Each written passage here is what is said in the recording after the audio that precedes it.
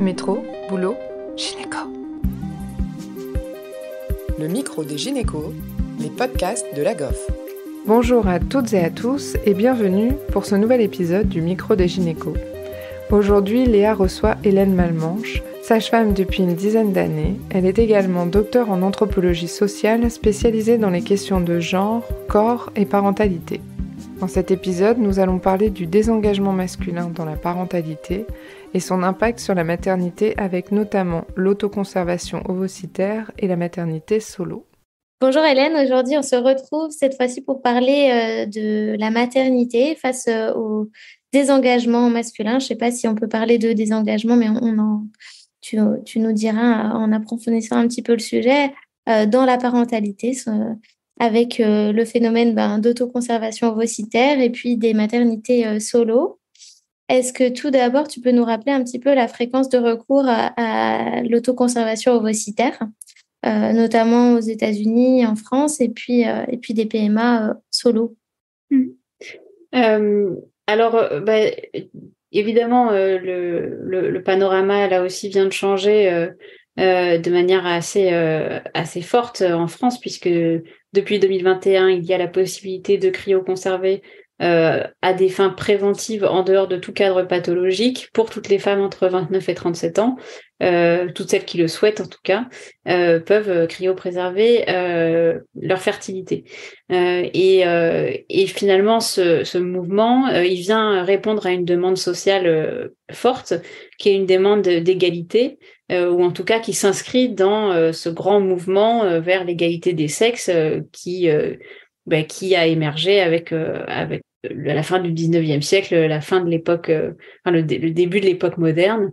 Et donc, l'une des inégalités frappantes entre hommes et femmes, c'est bien sûr le fait que les hommes ont une fertilité au moins théoriquement infinie, qui n'a pas de fin dans le temps, puisque théoriquement, concrètement, on sait bien que la fertilité masculine aussi s'altère, mais dans l'idée générale, il y aurait cette puissance masculine, cette fertilité masculine infinie, en tout cas jusqu'à la mort, versus la fertilité des femmes, qui, elle, a bien une fin bien connue, qui est la ménopause. Alors évidemment, on a repoussé aussi les frontières, ou en tout cas, on les a brouillées avec les nouvelles technologies de procréation et les dons d'ovocytes et quelques maternités qui sont très spectaculaires. Les Italiens ont été notamment...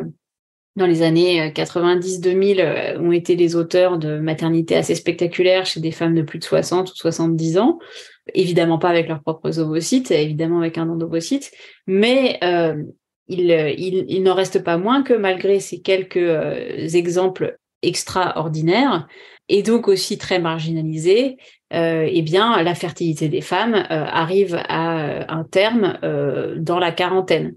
Et cette asymétrie masculin-féminin est aussi potentiellement génératrice d'inégalités, puisque avec l'allongement de la durée de la vie, un allongement de la durée de la vie important pour les hommes comme pour les femmes, depuis un siècle et demi, et bien cet allongement de la durée de la vie, il n'a pas consisté à seulement rajouter 20 ans ou 25 ans à la fin de la vie, mais en fait on a agrandi toutes les classes d'âge. Donc on est adolescent plus longtemps, on est jeune adulte plus longtemps, on est adulte plus longtemps et on est vieux plus longtemps.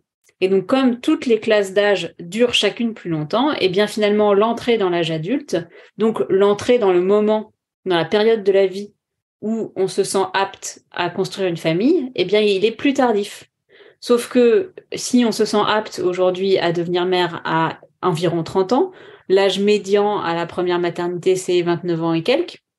Et à chaque fois que l'on réajuste cette donnée, on voit qu'elle se décale dans le temps, donc elle est de plus en plus tardive. En 1950, l'âge médian à la première maternité était aux alentours de 26 ans, entre 25 et 26 ans. Aujourd'hui, c'est 29, presque 30. Et donc, petit à petit, on a décalé comme ça l'entrée dans la maternité, sauf que la chronobiologie des corps féminins reste identique. Elle ne sait pas, les évolutions sociales vont à un rythme bien plus élevé que les évolutions biologique. Et donc, il n'y a pas du tout eu cette adaptation. La fertilité, entre guillemets, biologique ne s'est pas étirée dans le temps. Et donc, on en vient à une fenêtre de plus en plus étroite, puisque le moment où on est effectivement disponible à la maternité, ça c'est une sociologue qui s'appelle Manon Vial qui a très bien montré ça. Elle a appelé ça la disponibilité à la maternité. Et cette disponibilité à la maternité, elle intervient de plus en plus tard. Et c'est pas par carriérisme, c'est un mouvement social général. C'est-à-dire que globalement, toutes les femmes aspirent plus tard à entrer dans la maternité. Et les hommes aussi, d'ailleurs. Mais simplement, pour les hommes, ce n'est pas problématique. Pour les femmes, il y a une limite. Elles arrivent au mur de la fertilité, de la fin de la fertilité. Donc, un des moyens pour éviter des recours massifs à la PMA, c'est de proposer cette autoconservation ovocytaire. Évidemment que beaucoup de femmes, sans doute, n'utiliseront pas les ovocytes cryopréservés, n'en auront pas besoin, mais pour une partie d'entre elles, ce sera quand même la possibilité d'avoir une famille, ou en tout cas de s'épargner un don d'ovocytes, voire de reculer encore plus dans le temps à cause des échecs successifs. Donc ça permettra d'avoir dans un temps plus raisonnable de constituer leur famille. Donc cette autoconservation, finalement, elle n'est pas du tout, et ça c'est une des choses qui est très intéressante, et on va pouvoir aborder cette question du désengagement masculin. Si les femmes aujourd'hui ont cette demande de cryopréserver leurs ovocytes, ce n'est pas du tout par carriérisme, mais c'est parce qu'elles n'ont pas trouvé le conjoint qui accepte de faire une famille avec elles. Dans un moment, dans ce temps qui est qui est très restreint, en gros une dizaine d'années, maintenant les femmes ont 10 ans pour constituer un couple stable et avoir leurs enfants, entre 30 et 40, ou entre 32 et 42. Et donc, ce temps-là, ces 10 années-là, sont 10 années qui peuvent être particulièrement anxiogènes. Et le fait d'avoir la possibilité de cryopréserver est l'une des manières d'affronter l'incertitude de la conjugalité. Donc, c'est pas nécessairement une incertitude sur la famille. Certaines des femmes qui viennent cryoconserver sont dans un questionnement sur le fait de vouloir ou non une famille, mais en fait, la majorité d'entre elles, c'est plutôt qu'elles savent qu'elles voudraient faire une famille, mais elles n'en ont pas la possibilité amoureuse, conjugale. Et donc, si on aperçoit ça, il faut nécessairement, en tout cas quand on est praticien des sciences sociales comme je suis, eh bien, il faut se poser la question de savoir, mais où sont les hommes dont elles ont besoin, qu'elles souhaiteraient pour faire leur famille, mais qu'elles n'arrivent pas à trouver. Et ça, c'est vraiment c'est une question tout à fait intéressante à aller observer. Et alors, comment on explique ce désengagement masculin dans la parentalité ? C'est en tout cas la première question qu'on pourrait se poser, c'est donc pourquoi ces femmes n'arrivent pas à trouver d'hommes et où sont les hommes ? Parce que donc la majorité d'entre elles sont hétérosexuelles. Il n'y a pas que des femmes hétérosexuelles qui cryoconservent, bien sûr, mais c'est quand même la très grande majorité. Toute la question est de savoir pourquoi ces femmes se confrontent à une absence de conjugalité. Donc, il pourrait y avoir assez vite un préjugé qui mettrait la responsabilité sur les femmes et considérerait que ce sont ces femmes qui ne sont pas capables d'être en couple.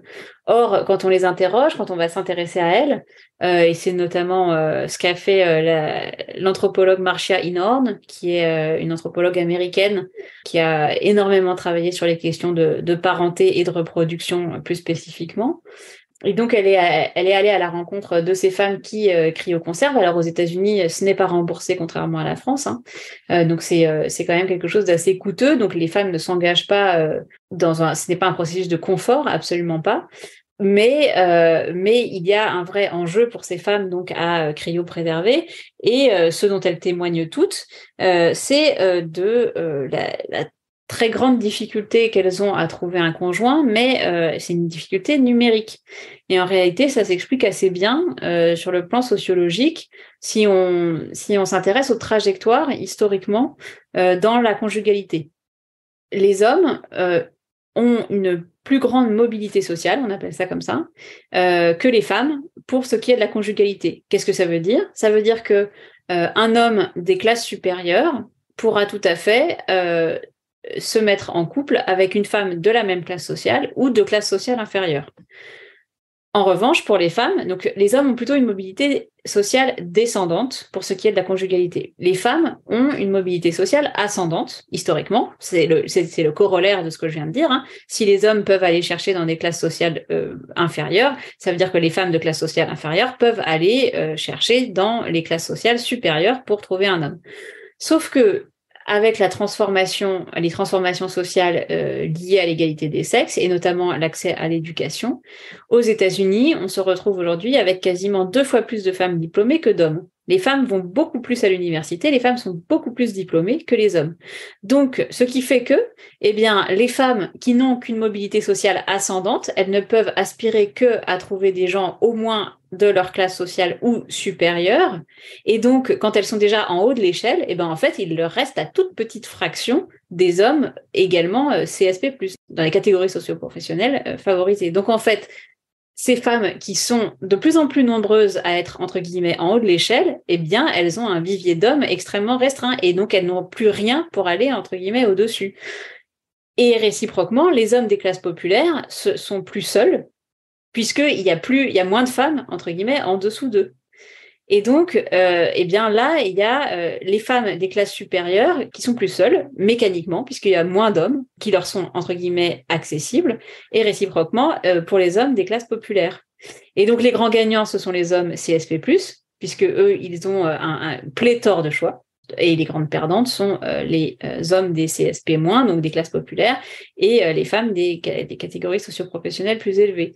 Donc, on peut tout à fait imaginer que ces mouvements ascendants et descendants de mobilité sociale vont se transformer au fil du temps et que les femmes vont pouvoir, elles aussi, avoir des mobilités sociales descendantes, donc se tourner vers des hommes des classes plus populaires, mais avec la contrepartie que un homme de classe socio-professionnelle supérieure n'est évidemment pas l'équivalent d'une femme, puisqu'il y a toujours les plafonds de verre. Donc, en fait, les femmes perdraient vraiment beaucoup plus à aller avec des hommes des classes populaires que des hommes qui iraient vers des femmes des classes populaires, puisqu'ils sont, eux, très privilégiés. Donc, il y a un vrai hiatus et il y a une problématique majeure de disponibilité. Il n'y a pas d'hommes disponibles, accessibles en tout cas, pour ces femmes. Donc, l'autoconservation, finalement, leur permet d'attendre le temps suffisant et dans un temps de meilleure qualité, d'attendre le temps suffisant pour trouver des partenaires, et bien souvent, les partenaires qu'elles trouvent, et ce n'est pas pour rien qu'elles les trouvent plutôt dans la dernière partie de la trentaine, voire dans la quarantaine, c'est parce que ce sont des hommes qui se séparent d'une première union et reconstituent une deuxième union. Donc, ces hommes CSP+, eux, c'est presque un ratio de 1 pour 2. C'est-à-dire que eux, ils pourront avoir 2 unions, tandis que les femmes attendront, entre guillemets, chacune leur tour. Je caricature, bien sûr, mais ça donne quand même, ça permet de se représenter quelle est cette réalité sociale que les femmes d'aujourd'hui, en tout cas les femmes diplômées, doivent affronter, et la raison pour laquelle cette autoconservation, elle est extrêmement précieuse. Et du coup, c'est pas un phénomène des hommes qui ont moins envie d'être pères? Alors, il y a une tendance générale à moins vouloir d'enfants, avec notamment les phénomènes de no child, donc tout un mouvement qui s'est constitué autour du refus de parentalité, pour des raisons politiques, pour des raisons écologiques, pour des raisons d'épanouissement personnel. Les justifications sont nombreuses, et au-delà de ce mouvement de rejet de la parentalité, en tout cas de rejet de la parentalité comme étant une évidence au terme d'une vie accomplie, eh bien, ce que l'on peut voir, c'est que ce que l'on peut comprendre aussi, c'est que nous vivons dans une société où l'institution du mariage n'a plus du tout la place qu'elle avait jusqu'à l'après-guerre. Le mariage était extrêmement structurant de la société. Quasiment tout le monde était marié, enfin l'immense majorité des gens étaient mariés, et donc le mariage donnait des enfants aux hommes, mécaniquement. Aujourd'hui que les unions sont beaucoup plus labiles, beaucoup plus variables, que chacun décide beaucoup plus de la façon dont il veut à la fois mener sa vie conjugale, mais aussi sa vie potentiellement parentale, eh bien, il n'y a plus une norme sociale qui impose non seulement le mariage, mais qui imposerait la famille. Donc, finalement, c'est un désengagement qui est plus fort chez les hommes que chez les femmes, mais ça, il l'a toujours été. C'est-à-dire qu'il y a toujours eu plus d'hommes sans enfants que de femmes sans enfants. Et l'aspiration à la paternité est de toute façon moins fort que l'aspiration à la maternité chez les femmes. Donc c'est un mouvement qui était aussi plus ancien, donc qui n'est pas une nouveauté, mais qui prend des aspects nouveaux en raison de toutes ces modifications sociales dont je viens de parler et qui sont directement liées à la plus grande égalité entre les sexes. Et donc nous, dans notre place de praticiens autour de la santé de la femme, comment on peut aider et comment on peut accompagner ce nouveau mouvement social qui est un peu inhabituel au quotidien? Eh bien, je pense que dans notre pratique, la première chose, c'est une fois qu'on a compris ça, que c'est pas c'est pas à cause d'un individualisme forcené que les femmes demandent une autoconservation ovocytaire, ou c'est pas parce que elles seraient dans des velléités de repousser indéfiniment l'âge de la maternité, mais c'est bien parce qu'elles n'ont pas les conditions réunies pour fonder une famille. Je pense que c'est très important de pouvoir accueillir et accompagner les femmes qui sont en demande, mais même simplement en questionnement par rapport à leur fertilité, et de surtout ne pas culpabiliser. Donc, bien souvent, malheureusement, des patientes se retrouvent en consultation, en tout cas dans celles que je vois, très souvent, on me relate des propos qui seraient de l'ordre de « mais qu'est-ce que vous attendez ? Il serait temps de se réveiller ». Donc, qui remet la responsabilité sur les femmes.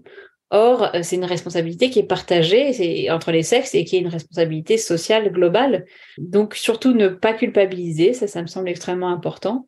Et essayer, au contraire, de revaloriser cet acte, comme c'est aussi un acte courageux, quelque part, parce que c'est quand même accepter de faire sur son propre corps des interventions dans l'espoir de fonder à un moment donné une famille. Et donc je crois que, encore une fois, le positionnement, en tout cas celui qui est le mien, c'est vraiment d'essayer de comprendre où se situent les femmes qui viennent me voir dans leur trajectoire personnelle, dans leur biographie, et de les orienter au mieux. Et parfois, d'ailleurs, l'autoconservation n'est pas la bonne solution, notamment pour celles qui approcheraient de la limite des 37 ans ou qui n'auraient pas la réserve ovarienne suffisante. Eh bien, ce sont d'autres pistes qu'il faut étudier. Parfois, c'est la maternité solo, d'autres pistes encore selon les cas de figure.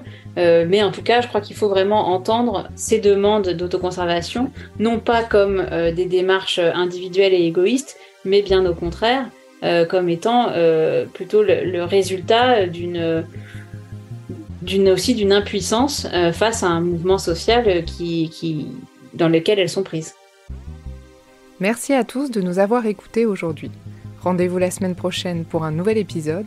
Vous retrouverez toutes les ressources et références de ce podcast dans la description et surtout, n'hésitez pas à vous abonner à la chaîne, à lui accorder 5 étoiles, voire même à en parler autour de vous. Métro, boulot, gynéco.